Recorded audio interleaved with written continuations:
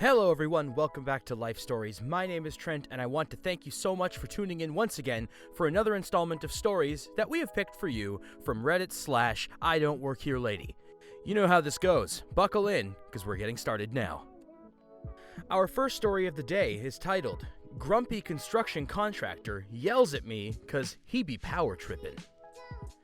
So, I work a job as a service technician, and I went to a new building that needed some warranty work done. It had been officially handed over to the owners, which is a hotel.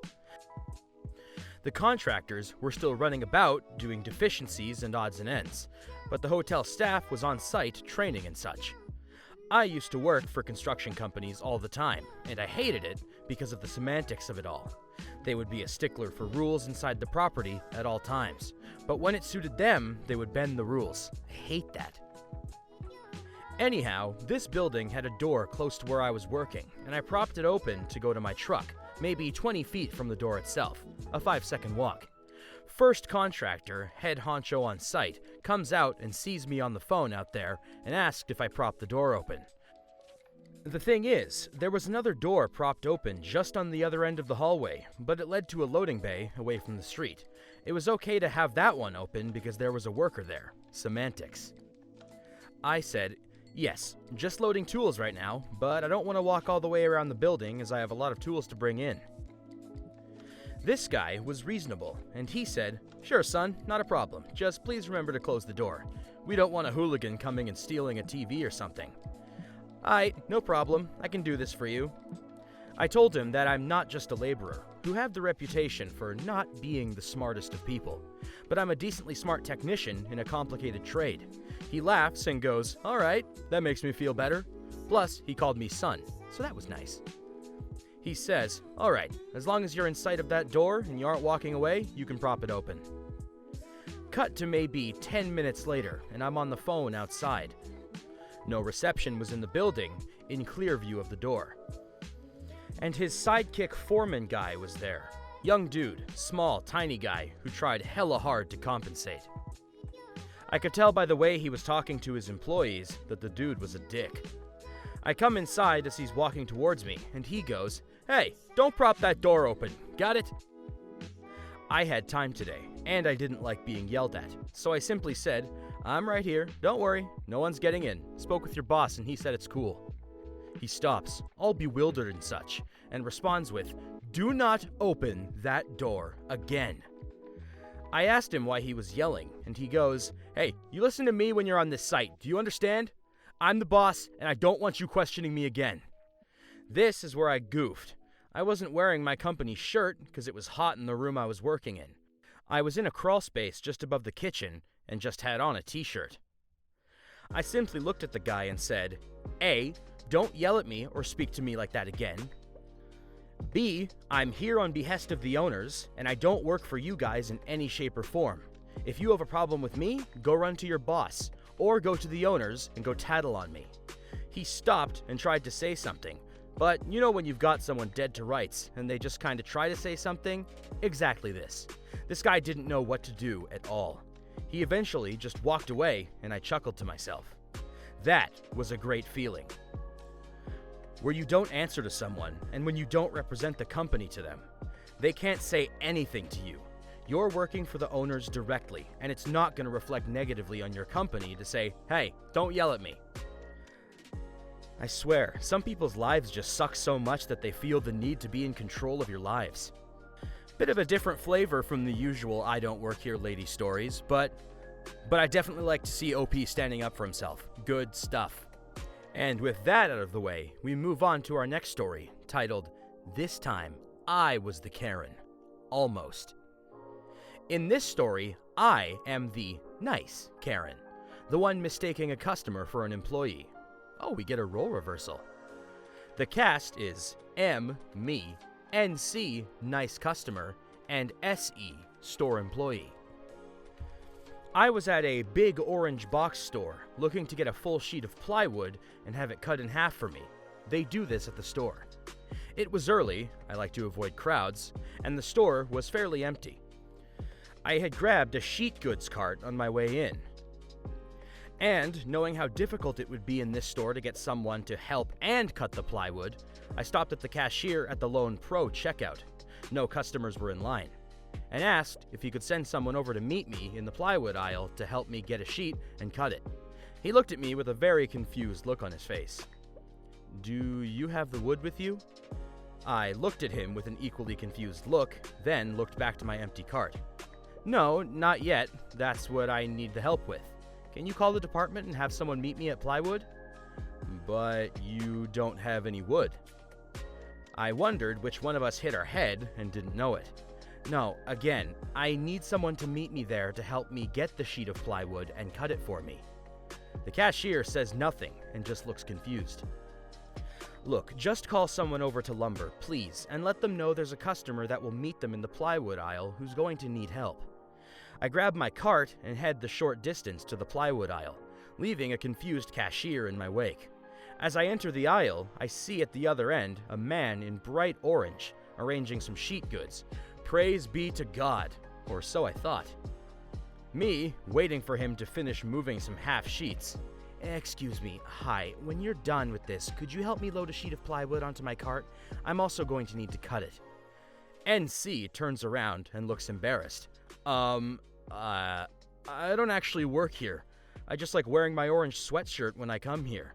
Yes, he actually said that. "Oh, I'm so sorry. I knew it was too good to be true." "It's okay. Yeah, I've been here for about 20 minutes now, and I haven't seen an employee anywhere. And I'm gonna need some sheets cut too." He looks around. "I think I'm going to go try and find someone to help us." Well, good luck with that. Knowing this store, and that I could end up standing there for a long time before any help came, I just said screw it, grabbed my cell phone, and called the store. Front desk picks up. "Hello, Big Orange Box Store. This is XXX. How can I help you?" "Yeah, hello. I'm actually in your store, in the plywood aisle, and I need someone to help me load a sheet, then cut it. Could you send someone over to help me?" "Wait, you're actually in the store right now?" "Yeah, I've been waiting a while, so if you could send someone over, that'd be real nice." Okay, sure, I'll have someone right there." Less than a minute later, the guy from lumber was there, helped me load the sheet I wanted, and took it over to the cutting station. In the meantime, I saw that NC's cart was where he had left it, and I saw him pass by the end of the aisle I was on, still looking for help. I waved him down and advised him to get his cart to the cutting station ASAP before the guy was gone again. I went back over to where my plywood was being cut and let the guy know to wait. Another customer was on his way with some sheets to cut. No one got cussed out, no one got slapped, and no one got arrested, and no one asked to speak to a manager. This time. You know what? We gotta work more of these wholesome ones in here. Just little misunderstandings, fine. No arrests, no violence, no swearing. Kinda nice change of pace. And as though my prayers have been immediately answered, our next story is titled, "It Happened at a Bar. Wholesome."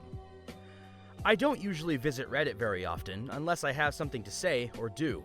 And by do, I mean looking at memes and giggling like a young child after telling a bad fart joke. This time around, I have something to say, and it's about a local bar I was at last night with my boyfriend and both of my roommates. This whole household is fully aware I'm severely hard of hearing, but I claim to be deaf because I understand verbal language about as well as a deaf person. Though, this has led me the opportunity to speak, and with speech therapy in my youth, to speak very, very well. This is important. So, we're at our table. I'm drinking Jack and Cokes, while the hubby and one roommate are drinking beer. The last remaining roommate drinking soda because he's driving. That soda drinking roomie is the one taking care of grabbing the drinks because for some reason he enjoys getting me drunk. Thinks I'm more hilarious when I'm drunk. I don't know, I just enjoy getting inebriated. So, I'm sitting at our table, signing a very long joke about a story called Voodoo Dick and deliver the punchline. The two roommates burst into laughter, having never heard the joke before, though my hubby has heard me tell it verbally and signed a few times before. Note that our table was just completely signing, myself included, but yes, I can use my voice. Some man, maybe in his mid-50s, taps me on the shoulder and signs, "Are you verbal at all?" To which I sign back, "Yes." I notice the older gentleman has cochlear implants. I ask signed, "You have CI? You can't hear?" He responds, "Too noisy in here. Need sound break. Hate talking." People think I'm stupid. At this point, it clicks. Oh, he's got a deaf accent. Granted, I used to have the deaf accent when I was young, prior to 7 years of speech therapy.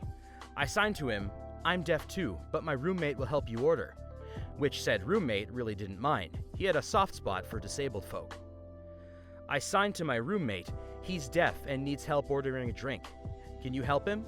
And my roommate signs, "Sure," and gets up from his seat and gestures for the older man to follow him to the bar. He helps the old man order his drink, and gets the bartender to give him a pen and paper so he can write down his orders later in case he decides he wants to get more, informing the bartender the older man is deaf too and isn't comfortable speaking. Not the usual "I don't work here lady" story, but it was something wholesome I figured you guys might enjoy. The rest of the evening, that guy got his drinks and later was picked up by his partner or brother or roommate / whatever. We've seen him and the other guy around at Huddle House quite a bit when we went to eat there. By this time, we were also finished and decided on Huddle House. Lo and behold, both our parties wound up at Huddle House within a few minutes apart from each other. At least at Huddle House, our specific server that evening knew some basic signing and was able to assist all parties involved without relying on interpretation nor writing notes back and forth like school children. Cheers! This was the sweetest story. I loved this. We need more like this. And with that out of the way, and me feeling in a particularly good mood, that's all the time we have for today, ladies and gentlemen. Thank you once again for tuning in to another episode of Life Stories. You know it. My name's Trent. Thank you so much for tuning in. And don't forget to like, comment, or subscribe for more Reddit content coming your way. And I hope to see you guys soon.